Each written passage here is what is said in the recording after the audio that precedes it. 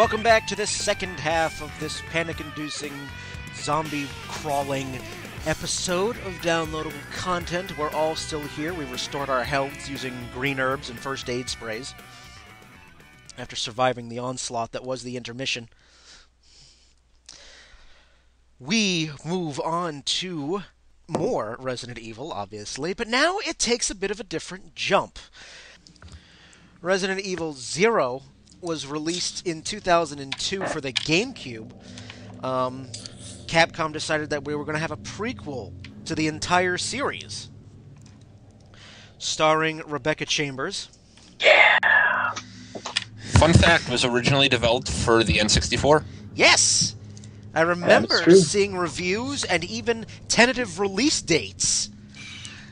But I remember seeing screenshots for it. I was like, I can't wait for this game. And then they decided GameCube. So starring Rebecca Chambers, it takes place one day before the events of Resident Evil 1, in which this is the first of the series to introduce a tag team element with Rebecca and Billy Cohen. Unfortunately, for the good story that this game had, I will remember it most for the horrible AI. That AI was terrible. You know, Rebecca, if you're playing as Rebecca, you're trying to, there's a zombie, you're surrounded in 5 zombies, and then your AI will just sit there and be like, yeah, what's going on? Where's the ice cream? Yeah, where is it? Where is it? Oh, you have 5 zombies. Okay, boom. Then start shooting. Singing leeches. Yes. At one point, I took all the ammo away from my person before I realized I could tell them simply to not attack. I did that in Resident Evil 5. Took all of the healing items and ammo away from Shiva. Yep, all of them she yells at you the entire time. I had a unique experience with 5, but we'll talk about that when we get to it. When we get there. But yes, Resident Evil 0, I call it the redheaded stepchild of the series. It did receive a positive reception, and it made a decent amount in sales, but it was clearly evident that people were really starting to look for a different direction in the series, because by this point, it still maintained a lot of the core elements, zombies, and, hunters, and lickers, and tyrants, and puzzle solving, and we're like, alright, come on, Well, it introduced leeches. It did introduce the leeches. It introduced James Marcus. Resident Evil 0, it finally gives you a good, solid backstory as to how the T-Virus came to be. And that story got expounded upon a lot more as the games progressed. It did. 0 basically was... I think they basically made 0 just so they had a storyline for all the other ones to spawn off of. It's entirely possible. I mean, Resident Evil 0 did explain and really go into the realm of backstory.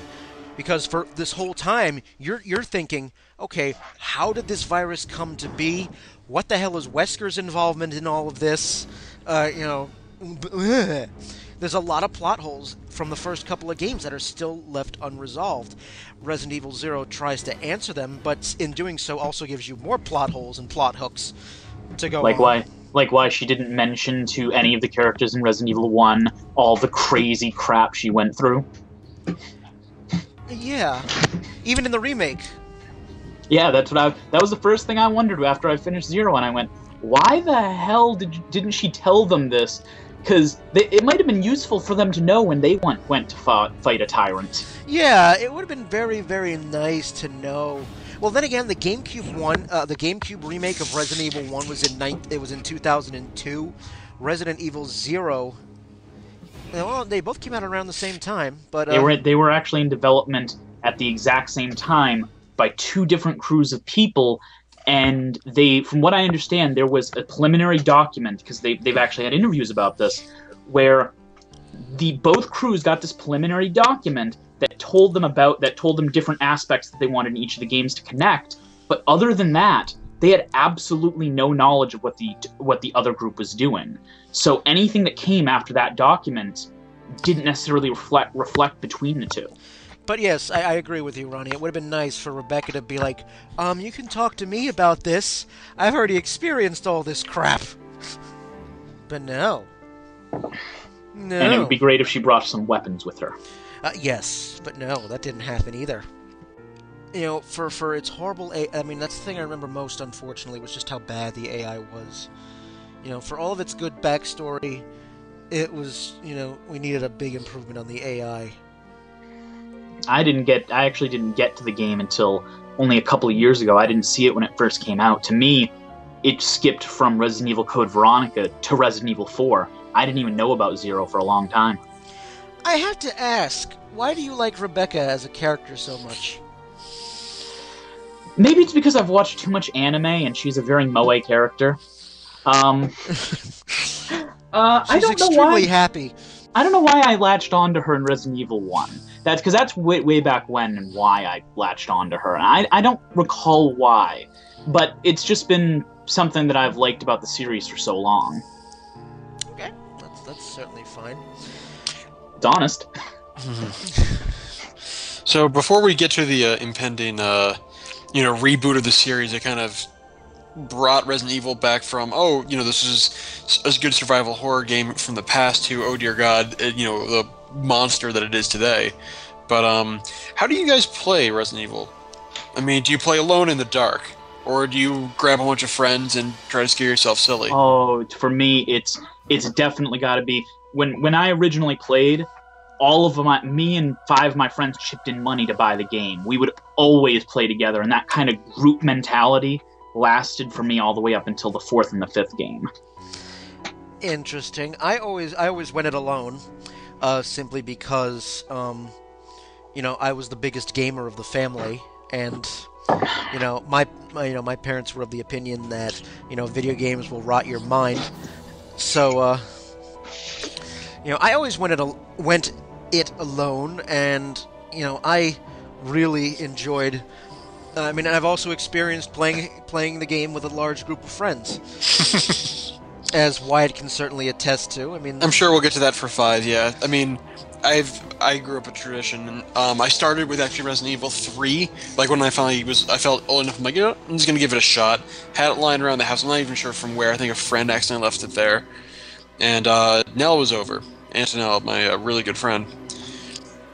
Actually known as BFF Nella from That Guy with Glasses, if any of you guys know that. Yes, but Nella do. Nella from the Nostalgia Chick, yes. But what we just end up doing is we turn into, this is back when the puzzle games were still there. I would be the kind of the guy with the controller, going, oh dear God, here's a zombie, the guy who could shoot, and she'd be on the couch either next to me or behind me with a notepad going, all right, writing down where all the items were, where all the puzzles were, and just turned into this 2-person tag team that was a lot of fun. I mean, it was kind of like, when I played when I first played Eternal Darkness with an apartment full of people. Yep. And I'm the idiot with the controller because nobody else wants to experience the panic and fear that was Eternal Darkness. Yeah. By that point, I had already gone through. I'm like, hey, Brian, take this on, and everyone else was just sitting horrified in the background. That's always great when you've got the groups. I mean, after me and Ella started that with horror games, that's what we would do. It'd be her and me, then turn to a few more people watching. And by the time we got to Resident Evil 5, which I'm sure we'll talk about later, I think we had white. we had 10 or 11 people in the room with popcorn. Oh yeah, it was launch weekend, but yes, that's kind of the experience that I had. It was getting everybody together. It's a lot of fun. So, by this point in the series chronology, it started in 96, we're now at 2002. At this point, you have a lot of good games, but, at this point it's starting to be very old.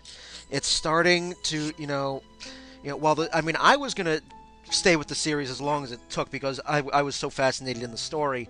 But by this point, we were starting to clamor for a new direction. And by God, we got it. 3 years after Resident Evil 0 came out, in 2005, Resident Evil 4 would come out for the GameCube. It was originally supposed to be a GameCube exclusive. That would change. Good sales cures all things. Oh, yes. And also the overwhelming reviews it got. Positive review, perfect scores all around. Some people still call it the best game of that year, the best game of that decade. A lot of people have the utmost respect for Resident Evil 4 as being a revolutionary game. It is certainly one of my all-time favorite games, period. I mean, for the longest time, Resident Evil 3 was my favorite of the series, then this blew it right out of the water. Before we go any further, because it has to do with what I'm about to say, I have a question for you guys. All right. What do you two consider to be your favorite games of the series? Oof. Well, I mean, I just said that 3 was mine, 4 is now the top spot. If we're gonna split it up in between like pre and post Resident Evil 4 because it was such a dramatic shift, the GameCube remake really recaptured the horror of the first one, gave it a better graphics, gave it a better gameplay initiative, and really captured that. Yeah, and much better voice acting. They even poked fun of themselves. This is where you really knew that Capcom had come into their own enough for like, yeah, we can make fun of ourselves. What are you gonna do about it? So I love that, and the experience I had with Nella with the Crimson Heads, where we'd walk down the corridor, and you know that some of them were going to wake back up, and when they do, you freak out. So I have much respect. I'll never forget that. I will never forget the first time. I'll never forget in the GameCube remake of Resident Evil 1, because up to that point, you shoot a zombie, you see the identifying pool of blood beneath it. It's dead. You go into the next room. The Capcom boys sweep the corpse away by the time you get back, if you have to go back into the room again. But at this time you're like, okay, the bodies are still there. All right, bodies are still there. All right, that's okay. Good. A bit more realism instead of just magically disappearing. All right, fine. I'll give it that. And then an hour or two into the game, and then you come back. And suddenly it gets up again, and it's not crawling or slavering along. It is running and outrunning you, and I'm just like, The first time I ran into one of those, to be honest, I had the same reaction I had when I fought a Tyrant, just with its speed and how much damage it could do to you in such a short time. You screamed like a girl, didn't you? Yeah, you know me very well. My favorite of the series was definitely RE2. Just because, as we said before, it set the foundation for the rest of the series. I mean, when I think of Resident Evil, I think of Resident Evil 2. That is the series to me. And that, combined with I don't have a very big like or enjoyment from first-person shooter games, I avoided RE4 like the plague for years. And it's actually, I know I'm the minority, but it's still my least favorite of the Resident Evil games. I kept poking you to get the game. I own it and I have beaten it, but it is my least favorite of them all. That's fine. But yes, we move on to Resident Evil 4.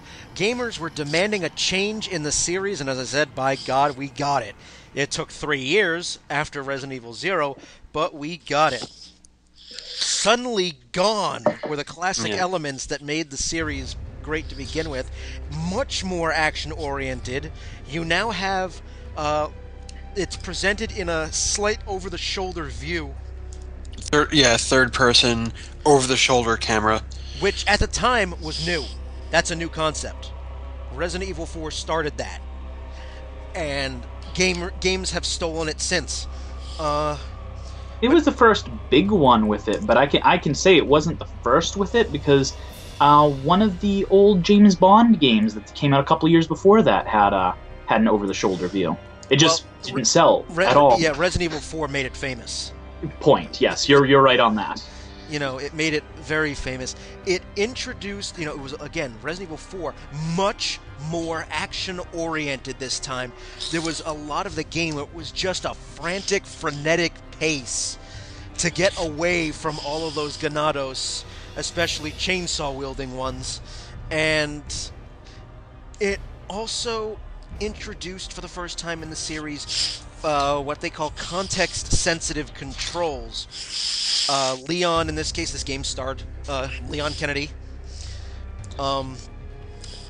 Leon can now really interact with the environment by way of, moving, ladders or picking up other various items. It was more interactive, and also it was the very first game that I had ever played in which you actually had to do shit during cutscenes. Like suddenly you're watching this CG movie and you're like, oh, all right, it's a CG movie, and then suddenly you have to hit a command and you've got a second to do that command, otherwise game over. Resident Evil 4. I mean, I do a lot of reading on games, and one of the things that's interesting, like, okay, we've done the survival horror.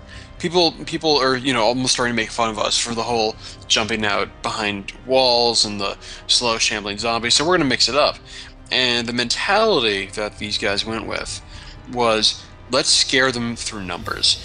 And through numbers, and not only that, but intelligence, by making them kind of beat around the bush. They wanted to give you a moment not of sheer terror like you would expect from the 1 through 3, where you see the one licker along the wall and you freak the heck out. No, it's more about, okay, there's 10 of them and I only have 5 seconds to get away, or they're suddenly able to come through the window. Yeah, there was actually a much better AI for the enemies, and I just liked, again, the story, because by this time Leon Kennedy has a been there, done that sarcastic attitude that he's just like, oh God, really? And it summed it right up right after the beginning of the game, where he's fighting off an entire village of these enemies, and suddenly the church bell rings, and all the action stops, and then all the enemies mindlessly head toward the church, and suddenly Leon's all by himself, and he just kind of looks around and goes, "Where's everyone going? Bingo?" Yeah, Nella and I just. And I don't know who came up with it first, so I'm not gonna give credit to either of us. We just as the game went on, we're just like, all we kept saying is, like, after each cutscene or each moment, all we kept imagining was Leon going, "All I want is my beer, my love seat, and a football game. Yeah, just get out of my way, because that's all I want to do. Just get out of my way." That's kind of the sense I got as well. Leon was just like, I just want to go home, be done with this. But in this game, as I said, most of the puzzle solving is now gone. Weapons, ammo, items can now be purchased via the merchant. He's probably the best character ever. The inventory system is now a grid, represented by an attaché case. They kept the typewriter. They did keep the typewriter, yes. I will say that. They kept the typewriter. But also now, for the very first time, really, placement of bullets actually mattered. It wasn't going to be the same amount of damage, whether you shot a creature in the foot or in the hand or in the chest. Now, bullet placement was important. If you shot somebody in the leg, they'd go, they'd fall to their knees. Yeah, they had different zones of damage now, which they'd never touched on earlier in the series. Of course, headshots were still, headshots. But this time, as the game progressed, you were not rewarded with a headshot. Because you'd be like a headshot, like, yes, got him, and then suddenly this parasite would come crawling out of the decapitated head and neck, and just start coming out. And like, oh, great. Can't really mess with you. I mean, that was the thing about the fourth one, is just how well they were able to remake themselves. Not they didn't just say, okay, we need to do something new to kind of keep their interest. No, it really felt like they really had gone out of their way and reinvented things and changed them around, and I loved that. I loved about the fourth one. The amount of fun I had with that game, playing with Ettel and screaming. Ben, actually, I know who's been on here, was not a fan of Resident Evil. He's like, oh, it's the slow zombies, shambling, horde, not really interested. But I was playing through it with Nell. Nell had come up to visit to play through the fourth one with me, and Ben ended up stealing the controller from me a few times during the night, trying to play through several of the sections. Other brilliant thing about the fourth one, all of the marketing for it have been talking about this village and how they'll be able to climb through windows and ladders, like that great first opening climactic scene. But the really sneaky thing they did is that all the advertising just talked about the first, if you really think about it, 2 hours of the game. So you get to the end of that part, you're like, okay, so I'm. Oh wait, come on. I mean, gotta be. one thing I'll say, they definitely went out of their way to reinvent themselves with this game, and for good or for ill. I honestly felt like there was still a lot of life left in survival horror, and that they did need to reinvent themselves. I honestly felt like they went too far with it, but they hit a gold mine when they made RE4, whether I liked it or not. They really did. I mean, whether you liked it or not, they redefined the genre again. I mean, it blended survival horror and third-person shooter elements. This game was so widely critically acclaimed, up and down, and well, it was critically acclaimed, and it was box office. I mean, that game practically printed money. It was gold. Actually, to put this in perspective, Resident Evil 4 is one of the first times where people not in the gaming industry, but in the Hollywood industry and otherwise, started looking at video games going, holy crap, they're competing with us. I remember seeing a lot of RE4 was the start of the movies. Was the start of the Resident Evil movies. Yeah, right after that. That's where I noticed a lot of people starting to really look at video games and really look at movies and other forms of entertainment and go, wait a second, these things, this is something here. People didn't know what yet, but... Yeah, I mean, Ron, you bring up a point that I'm about to mention.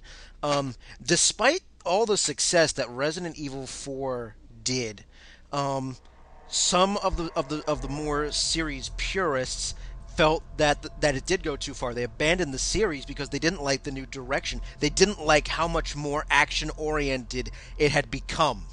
I was definitely one of those people. I abandoned the series, and I didn't look back until RE5, when my little brother came to me and went, "This game is great. It has a 2-player mode. I want you to play with me." And I'll talk about that when we get to RE5, but that was what got me back into the series, and then after that I played RE4. But I mean, it threw out so many of the classic parts of the series that, you enjoyed. And I loved the story, so that was always there, but I mean, getting rid of the inventory management, making it more of a Twitch gameplay FPS style. I know it's not first person, but you get my meaning on that. Yeah, it's... Turning it into a shooter. I mean, I've always been an RPG gamer. Right. And so... just a lot of great things on this game, and this is probably one of the few games that I will consistently play over and over again, because not just of all of the mechanical and gameplay aspects that changed, but also story. Umbrella is virtually non-existent, for example. Now you're dealing with things like parasites. I mean, of course, it's all connected. Yeah, we're still dealing with the repercussions of Umbrella's actions. Oh yes, because Wesker and Ada, and they're all still there, but they're more in the background. Yeah. Well, it actually feels really good in that if you start from the beginning of the games, Resident Evil 0 or 1, whichever you prefer, and go all the way up to 5. It's not like a lot of games where the monolithic evil corporation just seems to bounce back after every game. No, you are dismantling it piece by piece in each game, and it is dying to you. It is, and by the time Resident Evil 4 opens, Umbrella has been shut down by the U.S. government. That was one of the greatest openings to a game ever, where it's just like, so remember that group that you've been fighting for the longest time? They're gone. Yeah. So, and then you're like, so what am I doing here? I don't quite understand. Yes, but there are still elements from the old regime that are still present. Wesker, which is the antagonist for the series. It's a good question. It's a good question for you guys, though. Apparently, about halfway through RE4 is when they made the decision that Umbrella was being cut out of it completely. That wasn't a decision made at the very beginning. What do you guys think of that? Do you guys think it was a good idea for them to take Umbrella out at the beginning and kind of build up a new antagonist and a new storyline, or do you guys think they should have tried to keep it closer to... Well, for my own response to that would be,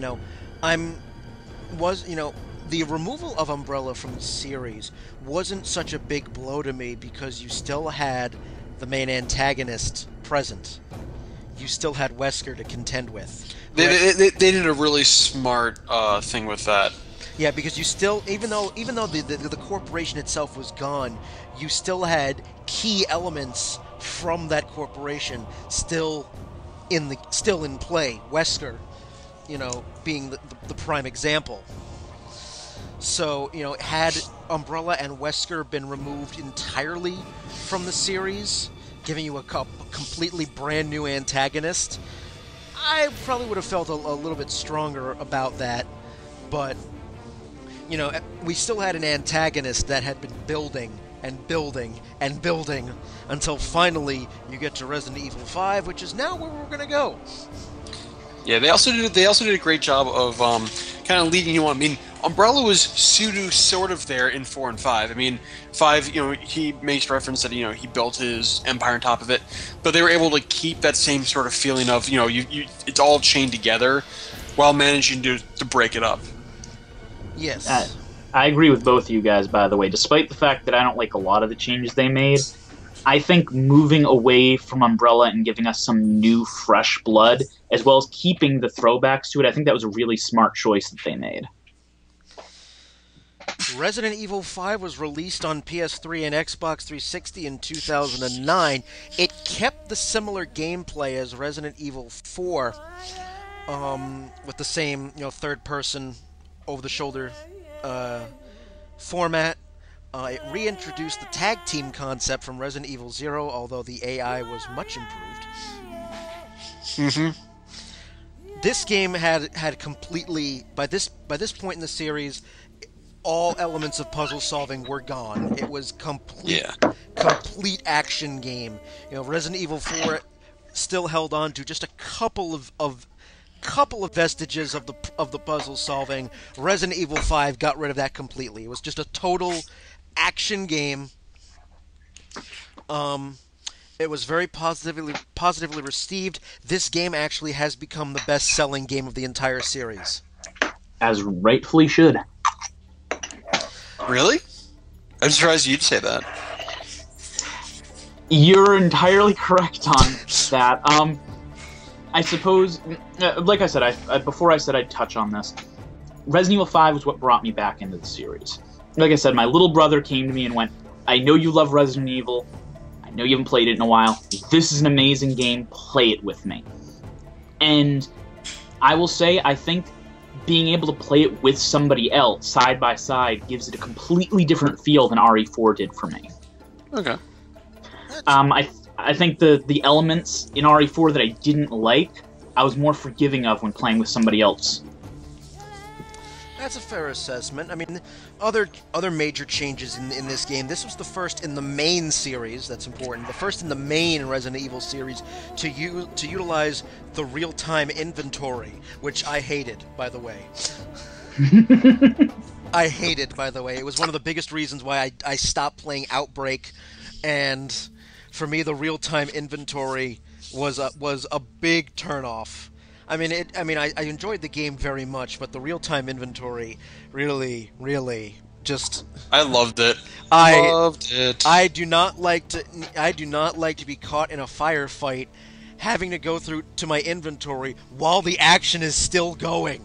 But realism. Yeah, realism, my ass. I need to heal. You kind of get used to it. You do. The Ouroboros virus, though, that was part of what I really liked about the game. Yeah, it's yes, I did eventually get used to the real-time inventory, but I got used to it. I didn't like it. I just got used to it. There's a difference. But you know what? I know we want to talk about AI and like companions. You know what we didn't even touch on yet, which I'm surprised we just skipped over it. Help me, Leon. We didn't even touch the Merchant and Ashley. There's a reason for that.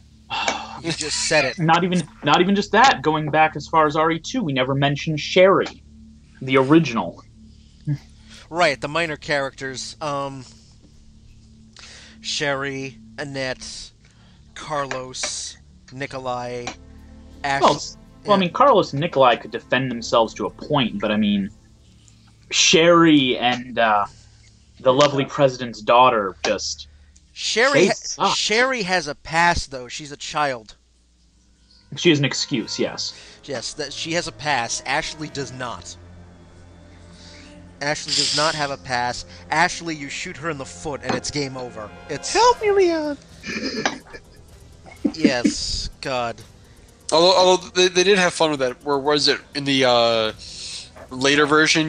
She gets a full plate mail of armor or something like that. Yep, and that's what I would give her. Okay, I'd never seen that. She's got an unlockable costume, a full suit, full armor. Does it help her survive? It does increase her defense. Yes, it makes it so that she takes 2 shots to the foot instead of 1. But yes, the minor characters, they all definitely play a part.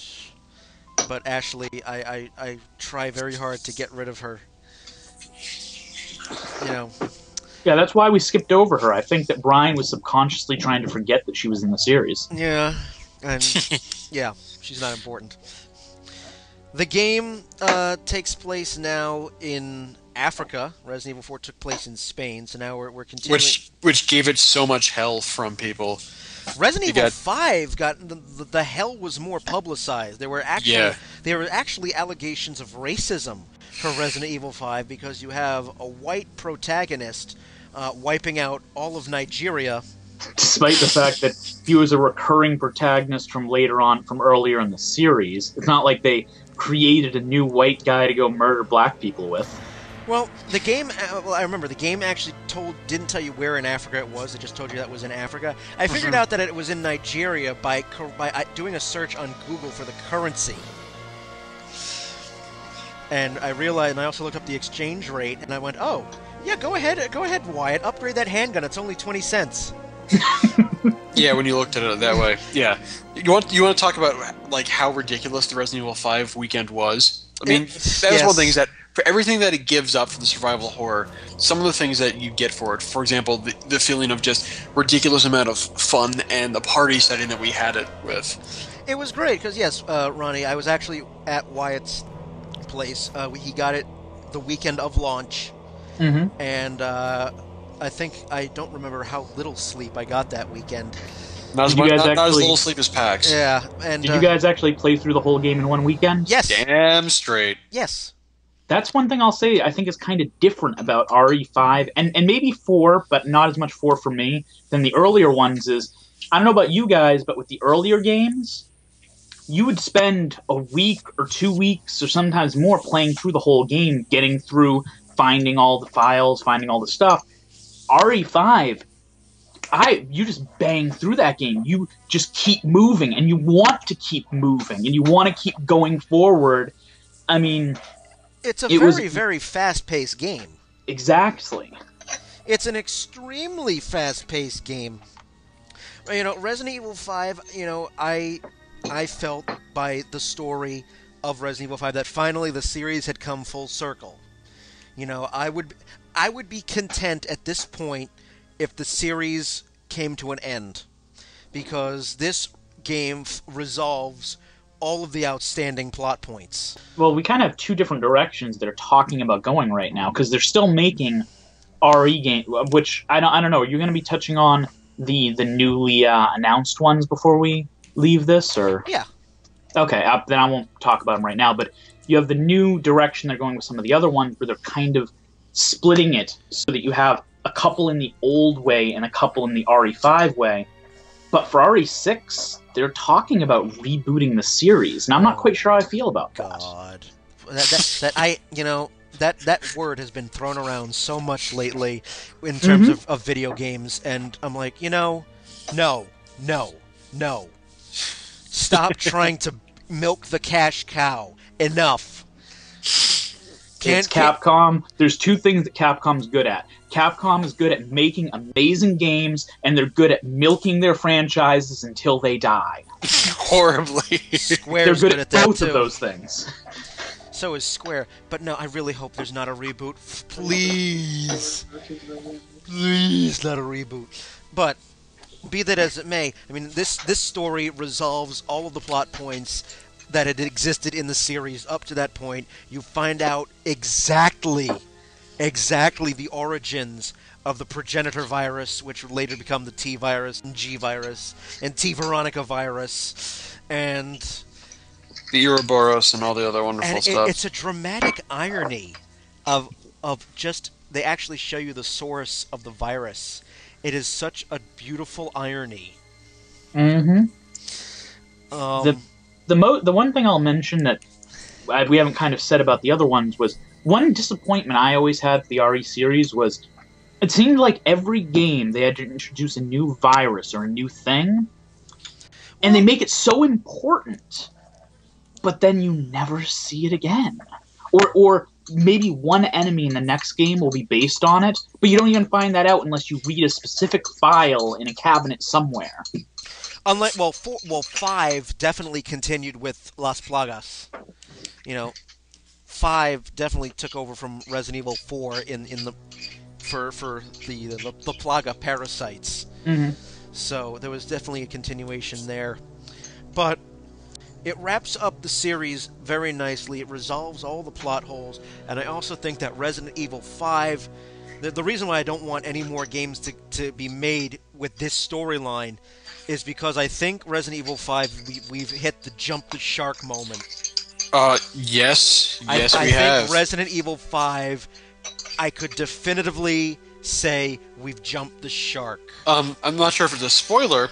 No, but go ahead. Do you want to say possibly what was your jump the shark moment? 2. There were 2 moments in Resident Evil 5 for me in which I felt that the series finally jumped the shark. The first one being Chris Redfield punching a boulder.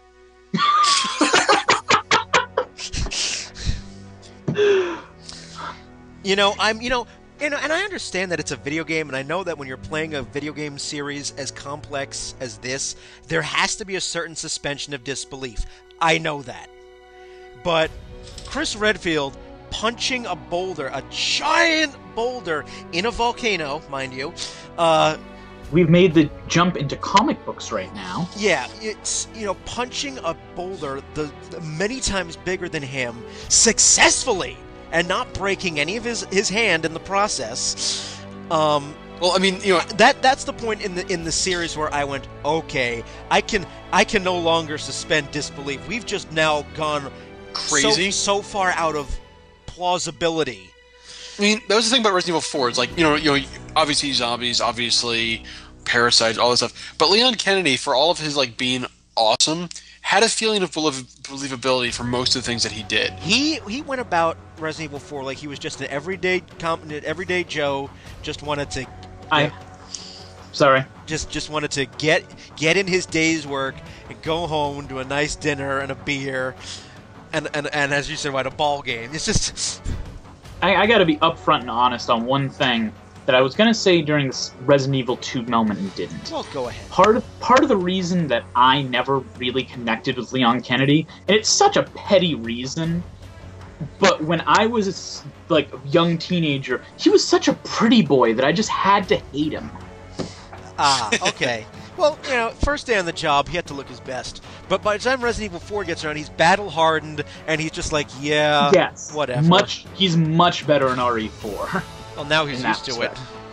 But what I love about that is there's some ridiculous knife fight scenes with Krauser and all these other stuff that happens, but you still feel believable. And so me and Nell will be like, it's time for Leon Kennedy, action heroes. We kept saying that over and over again. You get to Chris Redfield, he's like, well, I've got to one-up Leon.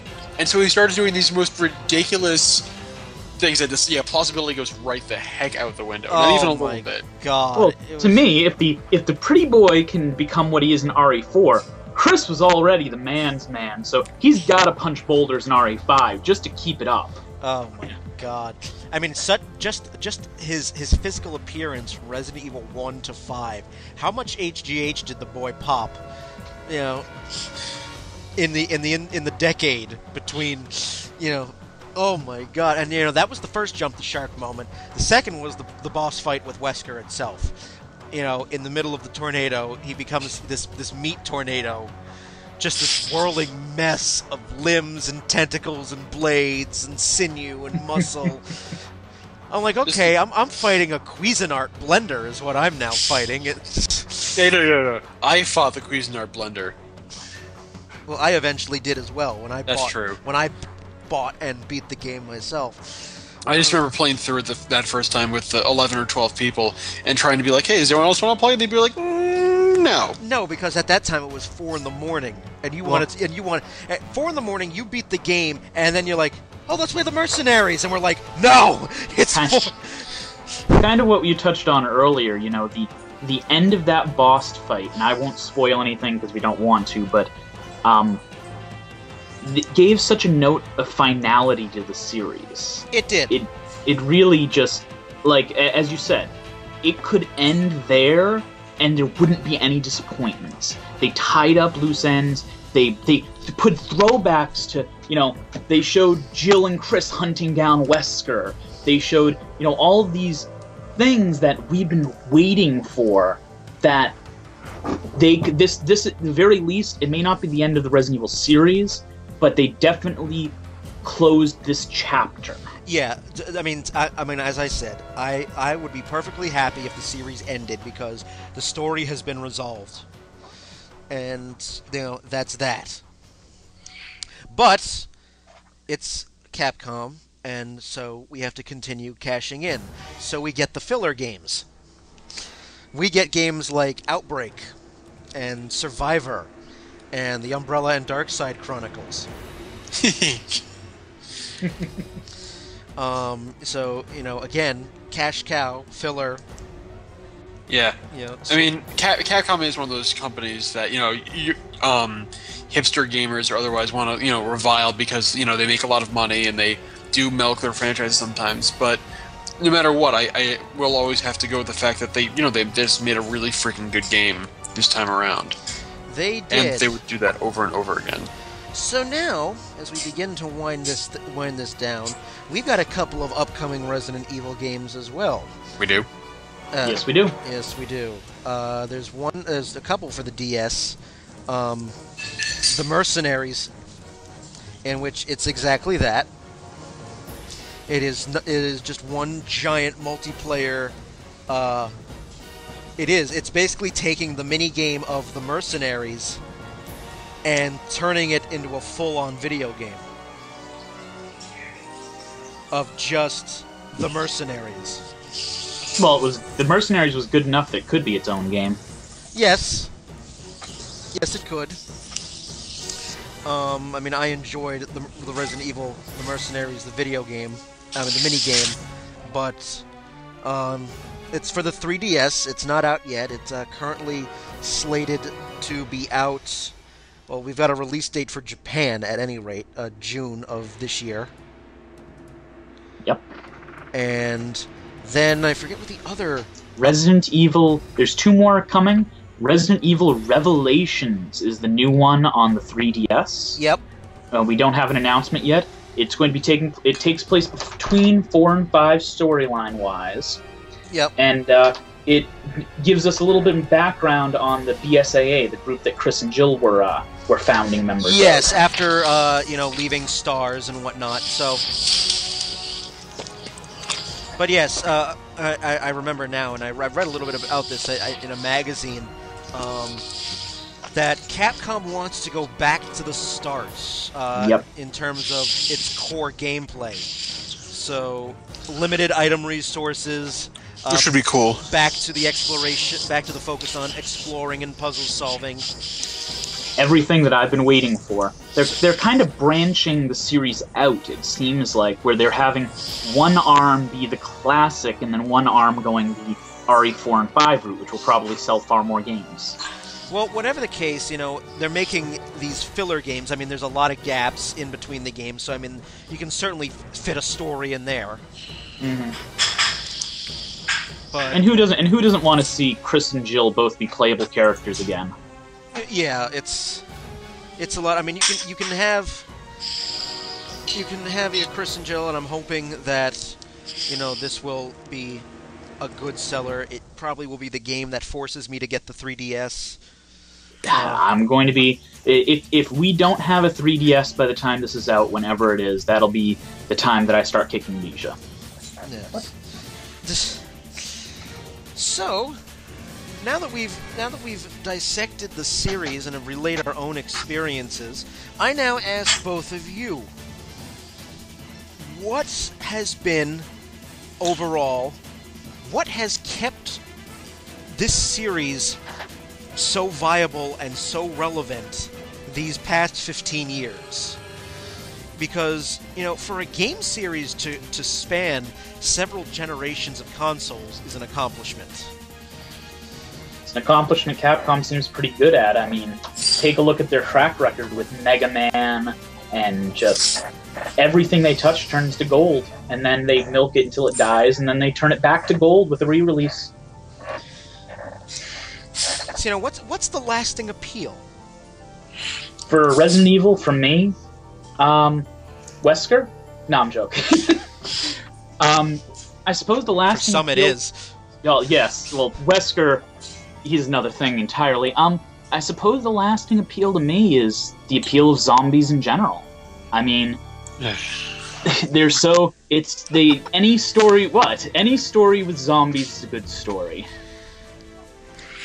I mean, zombies have been overdone to death by this point, over and over and over again. But the thing is that I would like to put forward the idea that in terms of the gaming universe, it was Resident Evil that really allowed that to happen. It was Resident Evil that kind of first... There'd be no Silent Hill if there was no Resident Evil. There'd be no, name a franchise in the survival horror genre. Other than Alone in the Dark, there was nothing before Resident Evil. It's weird because I can't watch horror movies. I mean, the only one that I've actually been able to sit through is the original Black and White Night of the Living Dead. However, horror video games, Brian knows this, I will be fanatic over it because I can play through it. And I think it's because what's great about a horror game rather than a movie is that in a movie, when you watch the protagonist or the scared college girl walk into an empty room and go, I'm going to go see what's behind the door, and you're going, no, that's a dumb idea, why are you doing that? When you're playing it as a video game, you get the choice of, okay, I'm going to go behind that door, but I'm going to make sure I've got this Uzi with me, or this pistol, or you get to actually face your demons, so to speak, and that's a really, really cool twist. I suppose, Brian, my real answer would be how Resident Evil just reinvents itself all the time. I may not have liked a couple of them. I didn't like the move to RE4, but I mean, from every game, Resident Evil 1 created the series. Resident Evil 2 just went a completely different route with the two different characters, being able to alternate between them, having the stories entwine. Resident Evil 3, you go from hunting these creatures and trying to escape the city to being hunted by a creature that you can't kill, that will keep coming after you, and you're on the run from something that has far more firepower than you do. To RE4, where, it's a completely different genre, where they keep reinventing itself, they keep making something as old as zombies fresh and new again. There you go. I mean, and from my own perspective, the number one thing I look for in a video game is the story. If it's got a good story, I'll suffer through bad gameplay mechanics if the plot's good. You played through Xenosaga Part 2. Enough said. Yeah. So, that's really the lasting appeal is the story. So, there are still some characters I would like to see more background and backstory from, like Ada. But, that's just a minor thing. The series nicely wrapped up.